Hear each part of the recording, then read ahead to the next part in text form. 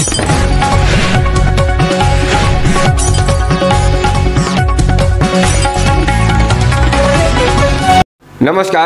Live Hindustan सर्वे के digital platform में बहुत स्वागत है आपका। मैं हूं आपके साथ विकास त्रिपाठी। आइए आपको लिए चलते हैं मन की बात कार्यक्रम के 105वें एपिसोड में, जहां देश के यशस्वी प्रधानमंत्री श्री नरेंद्र मोदी जी 140 करोड़ परिवारीजनों को कर रहे हैं संबोधित। मेरे प्यारे परिवारजनों, नमस्कार। मन की बात के एक और एपिसोड में मुझे आप सभी के साथ देश की सफलता को, देशवासियों की सफलता को, उनकी इंस्पायरिंग लाइफ जर्नी को आपसे साझा करने का अवसर मिला है। इन दिनों सबसे ज्यादा पत्र, संदेश जो मुझे मिले हैं वो दो विषयों पर बहुत अधिक है। पहला विषय है चंद्रयान-3 की सफल लैंडिंग और दूसरा विषय है दिल्ली में G20 का सफल आयोजन।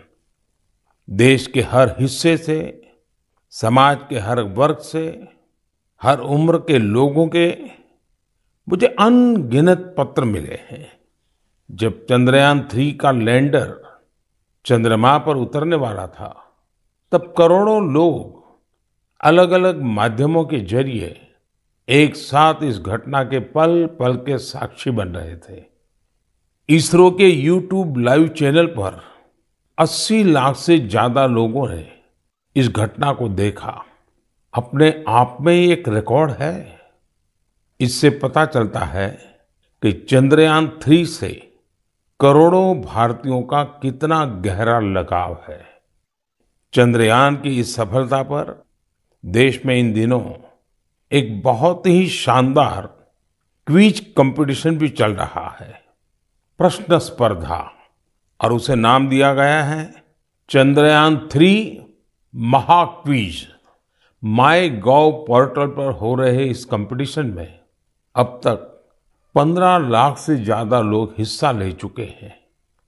MyGov की शुरुआत के बाद यह किसी भी क्विज में सबसे बड़ा पार्टिसिपेशन है। मैं तो आपसे भी कहूंगा कि अगर आपने अब तक इसमें हिस्सा नहीं लिया है तो अब देर मत करिए। अभी इसमें 6 दिन और बचे हैं। इस क्विज में जरूर हिस्सा लीजिए। मेरे परिवारजनों, चंद्रयान-3 की सफलता के बाद G20 के शानदार आयोजन ने हर भारतीय की खुशी को दोगुना कर दिया। भारत मंडपम तो अपने आप में एक सेलिब्रिटी की तरह हो गया है। लोग उसके साथ सेल्फी खिंचा रहे हैं और गर्व से पोस्ट भी कर रहे हैं। भारत ने इस समिट में अफ्रीकन यूनियन को G20 में फुल मेंबर बनाकर अपने नेतृत्व का लोहा मनवाया है। आपको ध्यान होगा, जब भारत बहुत समृद्ध था, उस जमाने में हमारे देश में और दुनिया में सिल्क रूट की बहुत चर्चा होती थी। ये सिल्क रूट व्यापार कारोबार का बहुत बड़ा माध्यम था। अब आधुनिक जमाने में भारत ने एक और इकोनॉमिक कॉरिडोर G20 में सुझाया है। ये है India middle east Europe economic corridor. ये कॉरिडोर आने वाले सैकड़ों वर्षों तक विश्व व्यापार का आधार बनने जा रहा है। और इतिहास इस बात को हमेशा याद रखेगा कि इस कॉरिडोर का सूत्रपात भारत की धरती पर हुआ था। साथियों, G20 के दौरान जिस तरह भारत की युवा शक्ति इस आयोजन से जुड़ी, उसकी आज विशेष चर्चा आवश्यक है। साल भर तक देश के अनेकों यूनिवर्सिटीज में G20 से जुड़े कार्यक्रम हुए। अब इसी श्रृंखला में दिल्ली में एक और एक्साइटिंग प्रोग्राम होने जा रहा है, G20 यूनिवर्सिटी कनेक्ट प्रोग्राम। इस प्रोग्राम के माध्यम से देश भर के लाखों यूनिवर्सिटी स्टूडेंट्स एक दूसरे से जुड़ेंगे। इसमें आईआईटीज, आईआईएम्स, एनआईटीज और मेडिकल कॉलेजेस जैसे कई प्रतिष्ठित संस्थान भी भाग लेंगे।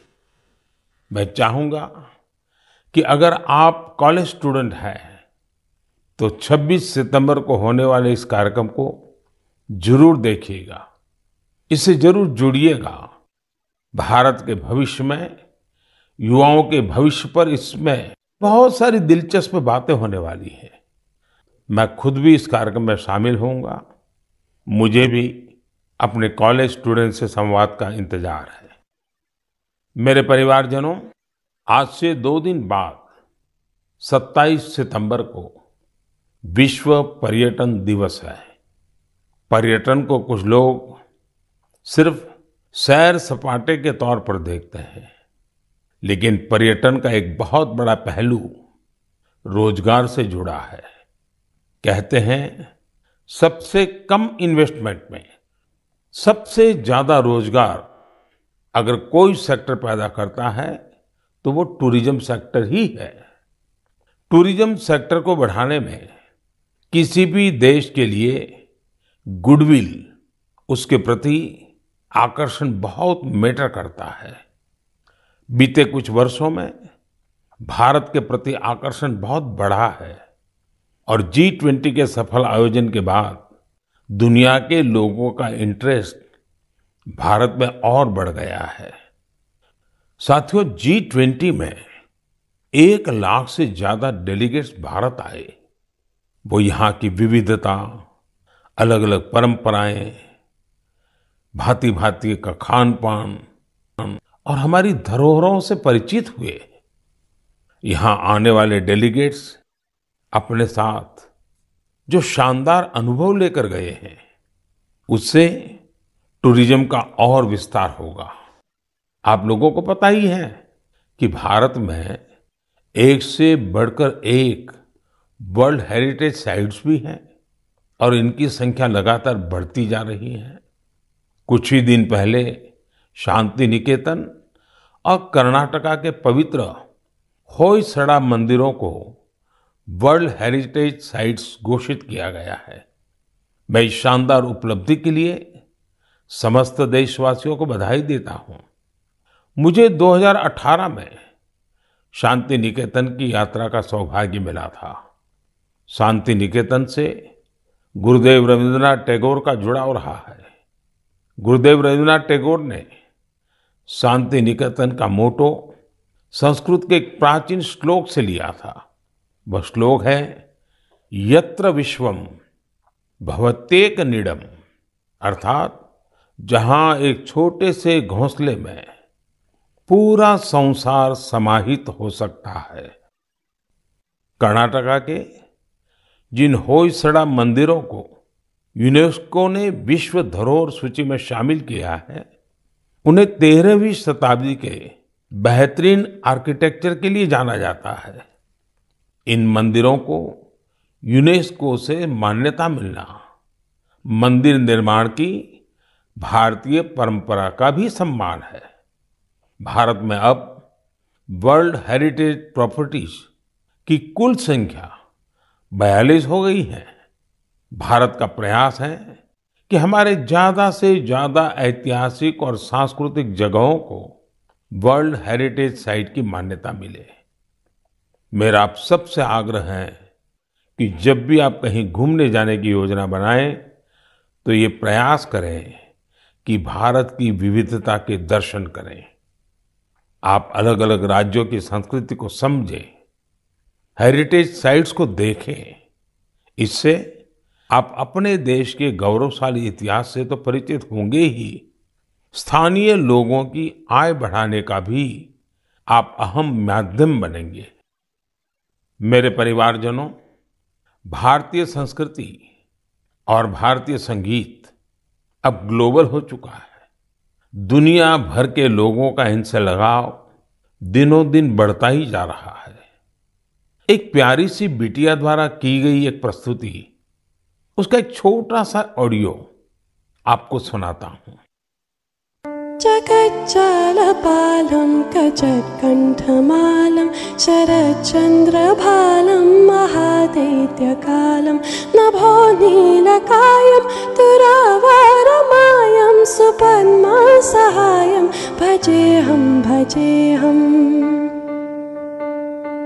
नागेन्द्रहाराय त्रैलोचनाय भस्मङ्करागाय माहेश्वराय नित्याय शुद्धाय दिगम्बराय तस्मै नकाराय नमः शिवाय। इससे सुनकर आप भी हैरान हो गए ना, कितनी मधुर आवाज है और हर शब्द में जो भाव झलकते हैं, ईश्वर के प्रति उनका लगाव हम अनुभव कर सकते हैं। अगर मैं ये बताऊं कि सुरीली आवाज जर्मनी की एक बेटी की है तो शायद आप और अधिक हैरान होंगे। इस बिटिया का नाम कैसमी है। 21 साल की कैसमी इन दिनों इंस्टाग्राम पर खूब छाई हुई है। जर्मनी की रहने वाली कैसमी कभी भारत नहीं आई है, लेकिन वो भारतीय संगीत की दीवानी है, जिसने कभी भारत को देखा तक नहीं। उसकी भारतीय संगीत में ये रुचि बहुत ही इंस्पायरिंग है। कैसमी जन्म से ही देख नहीं पाती है, लेकिन ये मुश्किल चुनौती उन्हें असाधारण उपलब्धियों से रोक नहीं पाई। म्यूजिक और क्रिएटिविटी को लेकर उनका पैशन कुछ ऐसा था कि बचपन से ही उन्होंने गाना शुरू कर दिया। अफ्रीकन ड्रमिंग की शुरुआत तो उन्होंने महज 3 साल की उम्र में ही कर दी थी। भारतीय संगीत से उनका परिचय 5-6 साल पहले ही हुआ। भारत के संगीत ने उनको इतना मोह लिया कि उसमें पूरी तरह से रम गई। उन्होंने तबला बजाना भी सीखा है। सबसे इंस्पायरिंग बात तो यह है कि वे कई सारी भारतीय भाषाओं में गाने में महारत हासिल कर चुकी है। संस्कृत, हिंदी, मलयालम, तमिल, कन्नड़ या फिर असमी, बंगाली, मराठी, उर्दू, उन्होंने इन सब में अपने सुर साधे हैं। आप कल्पना कर सकते हैं, किसी को दूसरी अनजान भाषा की 2-3 लाइनें बोलनी पड़ जाएं तो कितनी मुश्किल आती है। लेकिन कैसमी के लिए जैसे बाएं हाथ का खेल है। आप सभी के लिए मैं यहाँ कन्नड़ा में गाए उनके एक गीत को शेयर कर रहा हूँ। ನಮ್ಮ ವಚನ ಬಹುವಚನ ನುಡಿರು ಕನ್ನಡ ನಡೆಯಿರೋ ಕನ್ನಡ ನಮ್ಮ ವಚನ ಬಹುವಚನ ನುಡಿರು ಕನ್ನಡ ನಡೆಯಿರೋ ಕನ್ನಡ ಕನ್ನಡ ನಮ್ಮ ಕನ್ನಡ। भारतीय संस्कृति और संगीत को लेकर जर्मनी की कैसमी के इस जुनून की मैं हृदय से सराहना करता हूं। उनका यह प्रयास हर भारतीय को अभिभूत करने वाला है। मेरे परिवारजनों, हमारे देश में शिक्षा को हमेशा एक सेवा के रूप में देखा जाता है। मुझे उत्तराखंड के कुछ ऐसे युवाओं के बारे में पता चला है जो इसी भावना के साथ बच्चों की शिक्षा के लिए काम कर रहे हैं। नैनीताल जिले में कुछ युवाओं ने बच्चों के लिए अनोखी घोड़ा लाइब्रेरी की शुरुआत की है। इस लाइब्रेरी की सबसे बड़ी विशेषता यही है कि दुर्गम से दुर्गम इलाकों में भी इसके जरिए बच्चों तक पुस्तकें पहुंच रही है। और इतना ही नहीं, ये सेवा बिल्कुल निशुल्क है।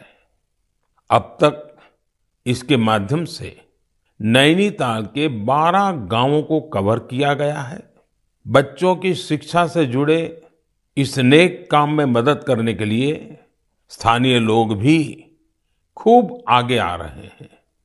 इस घोड़ा लाइब्रेरी के जरिए ये प्रयास किया जा रहा है कि दूर दराज के गांवों में रहने वाले बच्चों को स्कूल की किताबों के अलावा कविताएं, कहानियां और नैतिक शिक्षा की किताबें भी पढ़ने का पूरा मौका मिले। ये अनोखी लाइब्रेरी बच्चों को भी खूब भा रही है। साथियों, मुझे हैदराबाद में लाइब्रेरी से जुड़े एक ऐसे ही अनूठे प्रयास के बारे में पता चला है।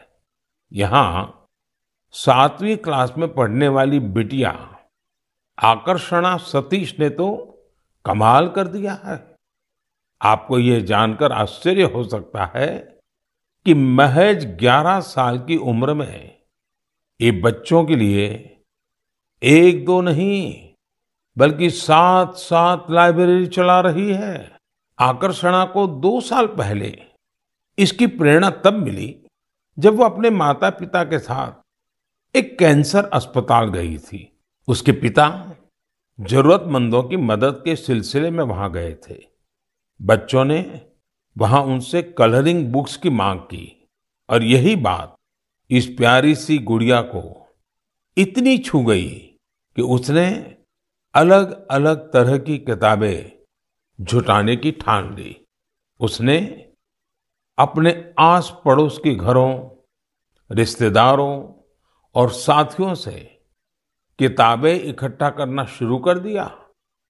और आपको यह जानकर खुशी होगी कि पहली लाइब्रेरी उसी कैंसर अस्पताल में बच्चों के लिए खोली गई। जरूरतमंद बच्चों के लिए अलग अलग जगहों पर इस बिटिया ने अब तक जो 7 लाइब्रेरी खोली है, उनमें अब करीब 6000 किताबें उपलब्ध हैं।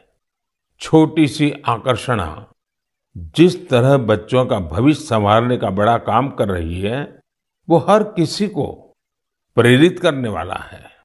साथियों, ये बात सही है कि आज का दौर डिजिटल टेक्नोलॉजी और ई बुक्स का है, लेकिन फिर भी किताबें हमारे जीवन में हमेशा एक अच्छे दोस्त की भूमिका निभाती हैं।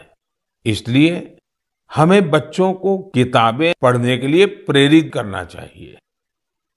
मेरे परिवारजनों, हमारे शास्त्रों में कहा गया है, जीवेषु करुणा चापि मैत्री तेषु विधीयताम, अर्थात जीवों पर करुणा कीजिए और उन्हें अपना मित्र बनाइए। हमारे तो ज्यादातर देवी देवताओं की सवारी ही पशु पक्षी हैं। बहुत से लोग मंदिर जाते हैं, भगवान के दर्शन करते हैं, लेकिन जो जीव जंतु उनकी सवारी होते हैं, उस तरफ उतना ध्यान ही नहीं देते। ये जीव जंतु हमारी आस्था के केंद्र में तो रहने ही चाहिए, हमें इनका हर संभव संरक्षण भी करना चाहिए। बीते कुछ वर्षों में देश में शेर, बाघ, तेंदुआ और हाथियों की संख्या में उत्साहवर्धक बढ़ोतरी देखी गई है। कई और प्रयास भी निरंतर जारी हैं ताकि इस धरती पर रह रहे दूसरे जीव जंतुओं को बचाया जा सके। ऐसा ही एक अनोखा प्रयास राजस्थान के पुष्कर में भी किया जा रहा है। यहाँ सुखदेव भट्ट जी और उनकी टीम मिलकर वन्य जीवों को बचाने में जुटे हैं। और जानते हैं उनकी टीम का नाम क्या है? उनकी टीम का नाम है कोबरा। एक खतरनाक नाम इसलिए है क्योंकि उनकी टीम इस क्षेत्र में खतरनाक सांपों का रेस्क्यू करने का काम भी करती है। इस टीम में बड़ी संख्या में लोग जुड़े हैं जो सिर्फ एक कॉल पर मौके पर पहुंचते हैं और अपने मिशन में जुट जाते हैं। सुखदेव जी की इस टीम ने अब तक 30,000 से ज्यादा जहरीले सांपों का जीवन बचाया है। इस प्रयास से जहां लोगों का खतरा दूर हुआ है, वहीं प्रकृति का संरक्षण भी हो रहा है। ये टीम अन्य बीमार जानवरों की सेवा के काम से भी जुड़ी हुई है। साथियों, तमिलनाडु के चेन्नई में auto driver M Rajendra Prasad ji भी एक अनोखा काम कर रहे हैं। वो पिछले 25-30 साल से कबूतरों की सेवा के काम में जुटे हैं। खुद उनके घर में 200 से ज्यादा कबूतर हैं। वहीं इन पक्षियों के भोजन, पानी, स्वास्थ्य जैसी हर जरूरत का पूरा ध्यान रखते हैं। इस पर उनका काफी पैसा भी खर्च होता है, लेकिन वो अपने काम में डटे हुए हैं। साथियों, लोगों को नेक नियत से ऐसा काम करते देखकर वाकई बहुत सुकून मिलता है, काफी खुशी होती है। अगर आपको भी ऐसे ही कुछ अनूठे प्रयासों के बारे में जानकारी मिले तो उन्हें जरूर शेयर कीजिए। मेरे प्यारे परिवारजनों, आजादी का ये अमृतकाल देश के लिए हर नागरिक का कर्तव्य काल भी है। अपने कर्तव्य निभाते हुए ही हम अपने लक्ष्यों को पा सकते हैं, अपनी मंजिल तक पहुंच सकते हैं। कर्तव्य की भावना हम सभी को एक सूत्र में पिरोती है। यूपी के संभल में देश ने कर्तव्य भावना की एक ऐसी मिसाल देखी है जिसे मैं आपसे भी शेयर करना चाहता हूं। आप सोचिए, 70 से ज्यादा गांव हो, हजारों की आबादी हो और सभी लोग मिलकर एक लक्ष्य, एक ध्येय की प्राप्ति के लिए साथ आ जाएं, जुट जाएं। ऐसा कम ही होता है, लेकिन संभल के लोगों ने ये करके दिखाया। इन लोगों ने मिलकर जनभागीदारी और सामूहिकता की बहुत ही शानदार मिसाल कायम की है। दरअसल इस क्षेत्र में दशकों पहले सोत नाम की एक नदी हुआ करती थी।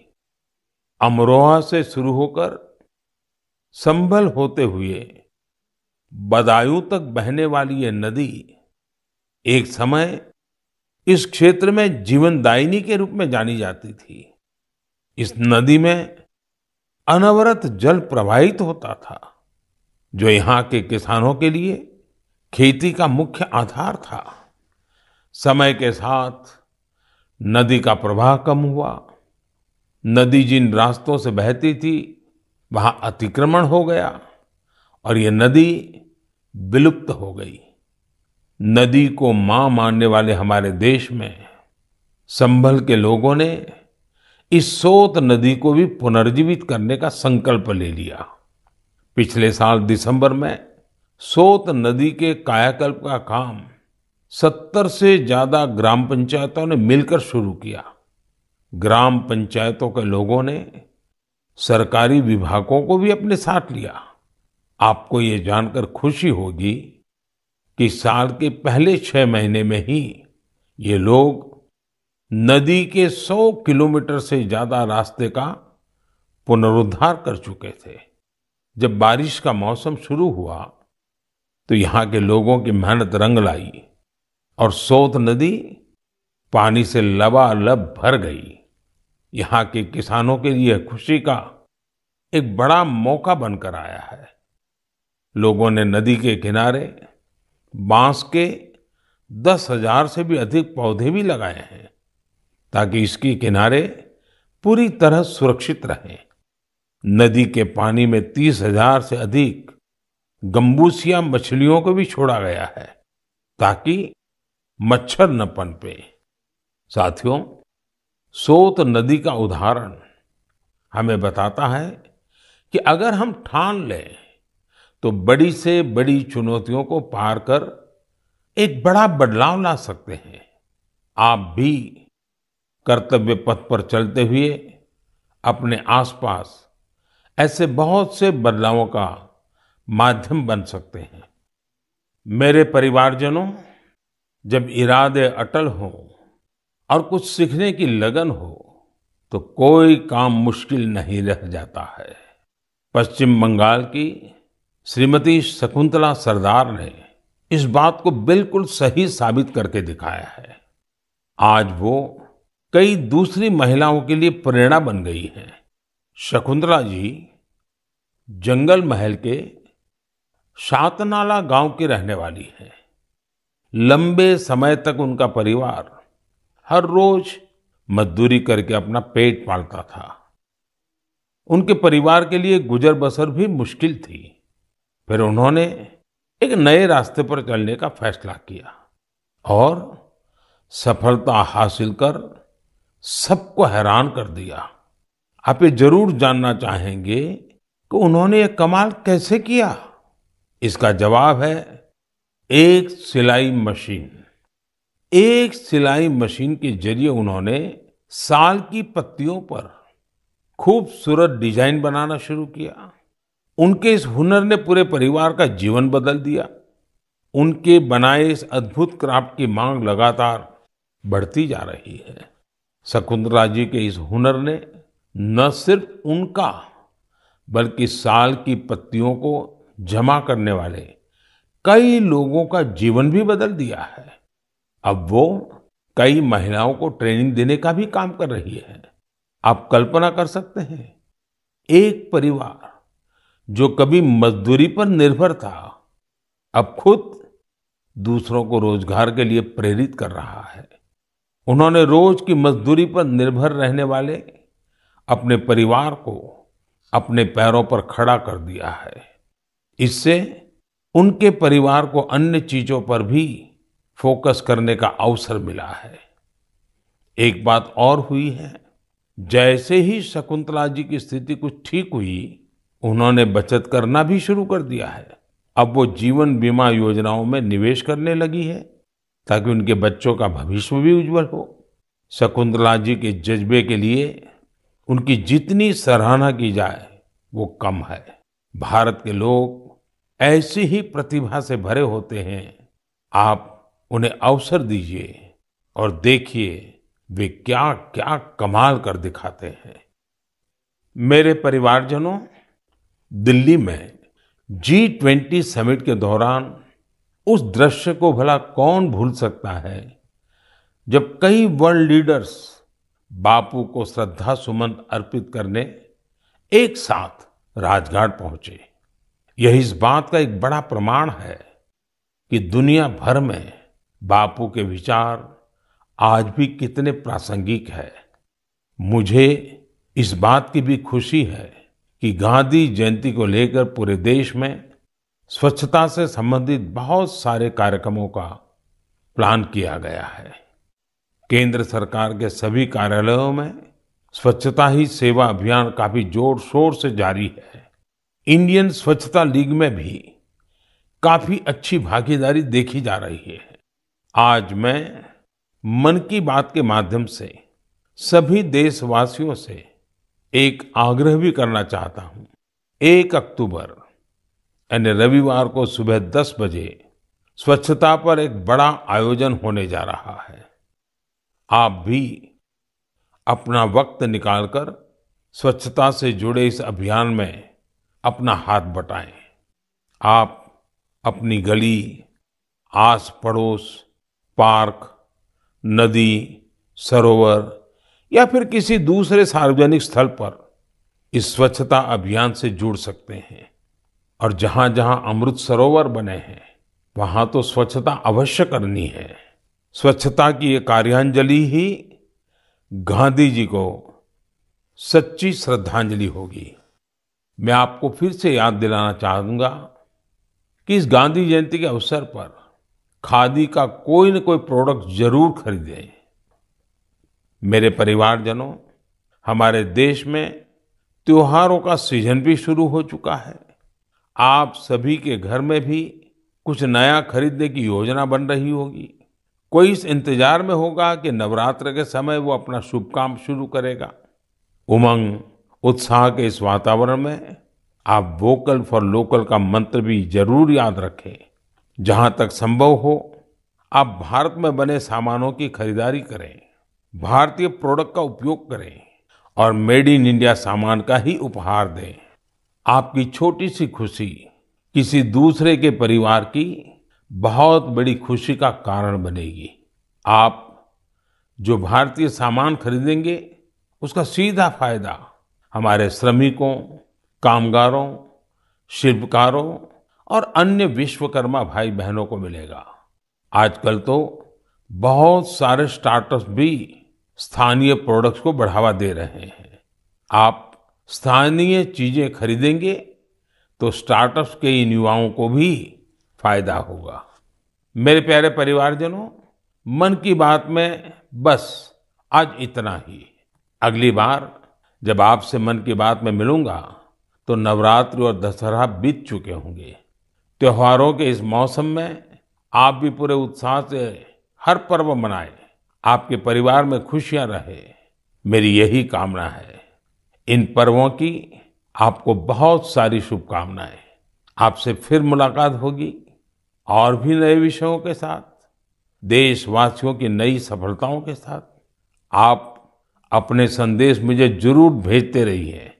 अपने अनुभव शेयर करना न भूलें।